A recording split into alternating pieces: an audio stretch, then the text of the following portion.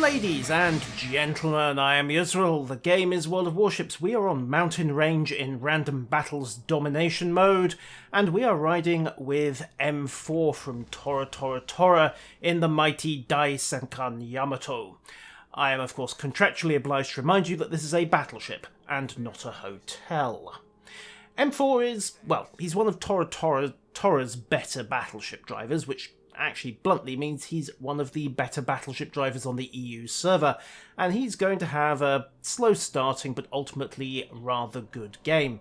Someone else who's going to have a good run is that chap over there, RNG-sama in the Tier 10 Zao, the Japanese flamethrower that passes itself off as a cruiser. He's from Omni again, knows very definitely what he is doing. But it's not these two guys who are going to make the early running. They're going to come to their own in the mid to late game, and believe me, they're going to turn it around. Today's battle is really an illustration of two key tactical points. The first is the classic, oft repeated but apparently not repeated enough lesson that you do not sail broadside to an enemy battleship unless you have no other choice. Believe me, we'll get to that soon enough. The other one is that what you can't see can hurt you. And most definitely for this poor Shimakaze over there, Marty 91-430. Done a good job so far, got himself forward, scouted out the enemy battle line. He's also in a second going to pick up the enemy Minotaur. There we go. Imbasponki immediately realises how much trouble he's in, slaps on his smoke generator, hard on the rudder, hard on the brakes, but the Yamato's main guns had a solution. They have fired, and he was exceptionally lucky to get away with only one bounce with the Minotaur's notoriously thin armour belt.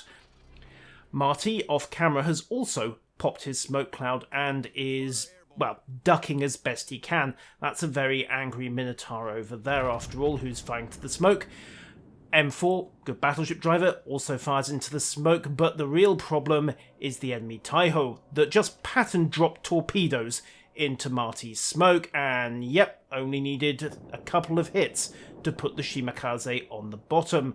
Lesson number one, gentlemen, if a carrier has torpedoes, it doesn't need to see you to get hits. A lot of good carrier drivers will do exactly that.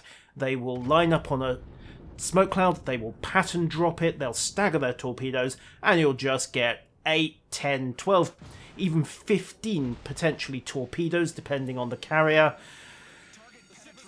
Yes. And while I was talking about that, MFour was delivering the classic lesson to Beck 66 over there. A Yamato is quite capable of tearing you a new one if you sail broadside to it even past 15 kilometers. And yes, Rune has a turtleback. No, it does not help at that range because the shells are coming down, and if anything, the turtleback actually helps the shells because shells are dropping at close to 45 degrees.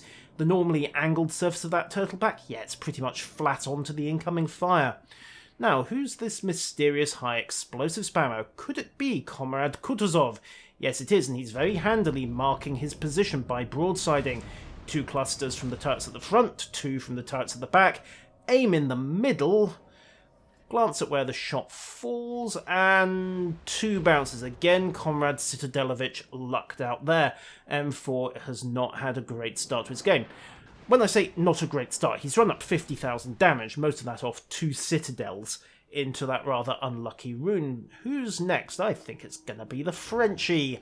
Thilo Martin, the Tier 9 Saint Louis. Well, he's a little angled, but, well, Yamato's lining up. Match pointers, rounds out. May have slightly underestimated the lead yet, and yeah, it looks like most of that's going to miss aft, and in fact it straddles the stern, wets the deck, but doesn't do any damage.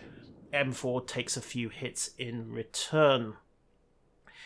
If you're wondering about the friendly carrier, by the way, it's a Strike Essex. He only brought 1 fighter group to the party, and I think he might be regretting his choice there. Someone else who's regretting his decision, or at least will be in a second, because he's broadside and he's looking the wrong way. Imbasponki in the Minotaur once again. 12 kilometers, surely he's doomed. Dispersion looks good. And most of it rips straight through the superstructure for 4 overpens. And now MFour's on fire. Sponky, realising again how much trouble he's in, stands on the brakes. pops his smoke launcher, but MFour had a position and Sponky's still firing the guns, so he's still pretty much advertising his general location. Cue the shotgun. 9 Misaka class railguns go out, come down, and bam! Those torpedoes were, of course, all skill and no luck.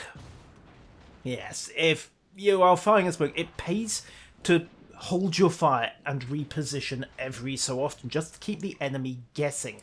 If you just auto-fire and spam, as it's so tempting to do in Minotaur, you are inviting Citadel hits. Now, speaking of Citadels, eyed up on Comrade Citadelovich over there for a second, but the Tirpitz was arguably the more immediate threat. He's actually in the cap circle, and, well, he's eyeing up that Hipper and the Zhao over there. RNG Samar could probably take him. The Zhao's a notorious battleship killer, but, well, best not to take chances. After all, this is a team game. You're meant to keep your buddies alive, and focusing fire helps. But when the comrade is obliging enough like that, thank you so much, Tovarish. Ran into an island, barely any steerage way, 10 degrees off broadside if that. Ooh, and I think they're going to feel that one in Siberia when he's done explaining himself to the commissars. More high explosive pattering off the armour. Gets a final salvo away, pops his smoke, actually gets a fire going, but, well, he was still barely moving, and the rounds are coming down. Only needed one with less than 300 health, and that's exactly what did the job. He might have hit with others, of course, it's just, well, the rest would have just rearranged the wreckage and not counted. So, second victim of the day, is this going to be number 3? Teal or Mutt apparently didn't learn his lesson earlier. Pretty much 80 degrees of broadside showing, nice straight line, even fires, and RNG Samar is helping that guy off to the left, because that was 1 pen and 1 over pen. One thing with French cruisers, of course, is that they are deceptively quick when they get going. Speed is, of course, life for those mademoiselles, so MFour, it seems, is consistently missing aft. I think he may be the same as me. He habitually aims for a target doing around about 33 to 35 knots. So when you get a Frenchie doing 36 or 37, you miss aft. Of course, when you get a tier 10 battleship that's sailing broadside, hello Citadel. Yeah, they might have lowered it, but that doesn't mean the Yamato's 460s care very much, especially at range where you can drop shells through the belt. Speaking of broadside battleships, quick glance around to see what the rest of the team's doing. Brutalised another 20,000 off Imposto, who is probably getting the cat into the life raft as fast as he can. 360 health. RNG Samar getting a sneaky little high explosive salvo in there, but doesn't get the fire, so has to salve himself with a thought that at least that Tirpitz, well, might survive long enough to reload. He's still in it, and before anyone comments, yes, I know Oscar was on Bismarck, not Tirpitz. It's the point of the thing, really. Okay, salvo down into the Montana. American Steel finally doing its job. Imposto, amazingly, still alive, mostly thanks to the several hundred meters of natural armor in the way protecting him. But that's not going to last much longer. He's showing just a smidge of bow there, but MFour didn't quite get a shot. And besides, this Montana is nice, juicy, broadside on. Oh yeah, that's a far more tempting target. When you have a player named RNG Samar in your team, do not expect any favours from the Dice God. Still, 186,000, but the tactical picture's not looking great. The enemy's got all 3 control points. They're 400 points up. That is a torpedo salvo coming in from either the, well, I think it's the Shimikaze. Imposto has managed to repair. MFour's on fire again, but he's just poked out right in front of Yamato's main battery. And that repair party you had, mate, well, congratulations, it brought you another salvo's worth of life. Secondary's engaging, but they're not the ones to get the hit. RNG Samar snaps off a shot with the Zhao's main battery and rips off those final few hit points to get his 3rd kill of the match. And as a note, this will actually go on to deny MFour his Kraken. However, that's all academic. Here comes the pain. Asgaroth is engaged, but it's relatively minor. Yamato's bow is deflecting the worst of it, superstructure soaking most of the rest. So he's bound to Asgaroth, more or less ignoring him. Instead, he's got his guns on, yep, you guessed it, Tiamat, who has lucked out twice so far. Is RNG going to save him a third time? Well, that was 4 overpens, but it still hurt. And Asgaroth has also developed a love affair with islands. I don't know what's going on with that today. Mind you, having a Tora driver volleying you close range, 4,500 meters spitting distance. I mean, he could practically pick which secondary turret he takes off, and instead just, well, detonates a couple of boilers instead. Takes a bit of a risk here, unmasks the stern guns for that final kill shot, and bang, gets it. Unfortunately, that means he's put the rudder over. Now, this is a good thing and a bad thing. He's turning. On the other hand, he has just gone broadside to the Taiho's torpedo bombers, and, well, there's defensive fire coming in from RNG Samar. You can see the panic in the drops there, but, well, he still ate quite a few torpedoes. Lucky to get no flooding. Second attack run comes in. Don't think there's a little bit of panic from the drops there. There's quite a large gap, but he still eats one. Luckily on the belt, so Yamato's 50% torpedo protection kicks in there. But that hurt pretty considerably. Tiamat, 4th time lucky? No. Only one citadel, but that was enough. 270,000 damage. The enemy, however, have still got 2 out of 3 control points. Third one just flicked over to our friends, but, well, they're gonna need to do a wipeout. One fire from the dive bombers. MFour holds his damcon, waits for the second dive bomber wave to come down. Boom, there we go. Second fire, control both. That's why you hold your damage control until you are reasonably sure that there's no more incoming torpedo and or high explosive, whether it be shells or bombs.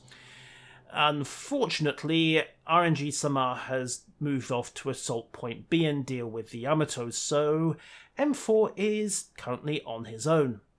And over on the other side of the team, Deus knows exactly that. He's retrieving his bombers as we speak. They are rearming, they are hurrying with the equipment switch, and this time around there's nobody to hit the decks because, well, the Essex is, yeah.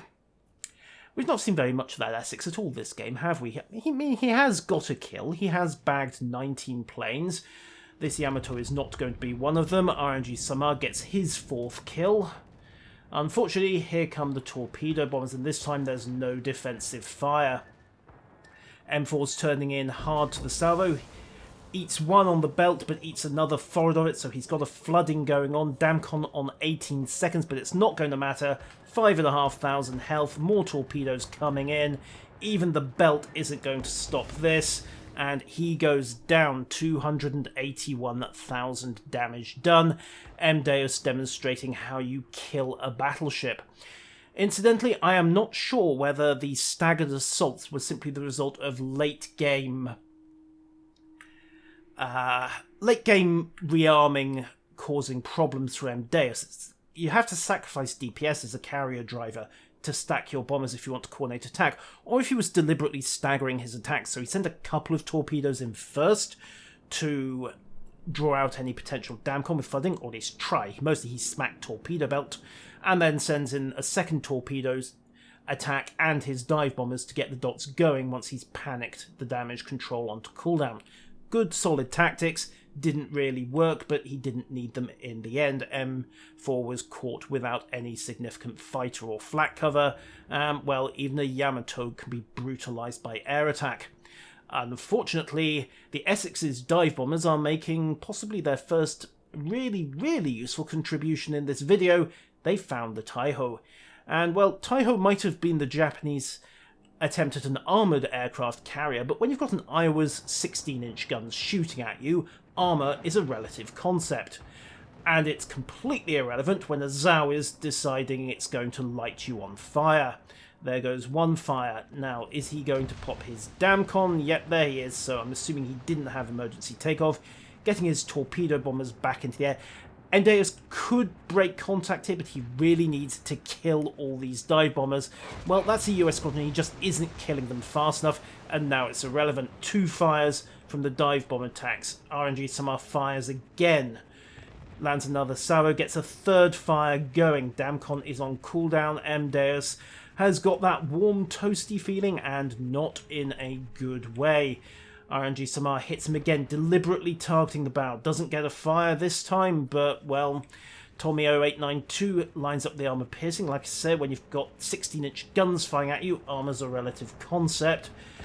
Another bow shot, but this time it's the dive bombers that get that fourth fire. M-Deus is going down. Can anyone else smell gas? Yeah, I thought so. Something that's worth noting is the performance of the main battery. 79 main battery hits out of 186 shots fired. That is about as good as you'll ever see from a battleship fire control system. Once you're up at this kind of hit percentage, it doesn't matter how well you're aiming, RNGs will come along and spoil your fun. Didn't spoil it in time to save several of those cruisers, however. The Kutuzov, I think they're probably still feeling that one in the Gulag. The Minotaur, well, that's what you get for stopping in your smoke and advertising your position with muzzle flashes. And that poor Rune, the Turtleback, let him down so badly. The San Luis, by the way, was just begging for it. I mean, I'm surprised he survived to the fourth broadside, to be perfectly frank.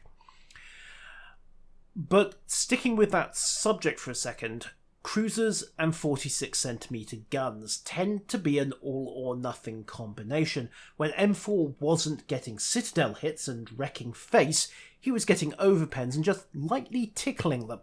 Because, well, that's the nature of the Type 91 shell that Yamato fires. The arming threshold is 77mm, so if you don't hit main belt, and therefore you're probably hitting Citadel because of the way that armor schemes are set up, you're probably not even going to arm the shell, so it's just going to ram straight through, in one side, out the other, 10% damage, thank you very much. This is a nuisance in the Yamato, but it's going to be significant because Wargaming have heavily trailed to the point of almost announcing the Musashi at tier 9, Yamato's little sister.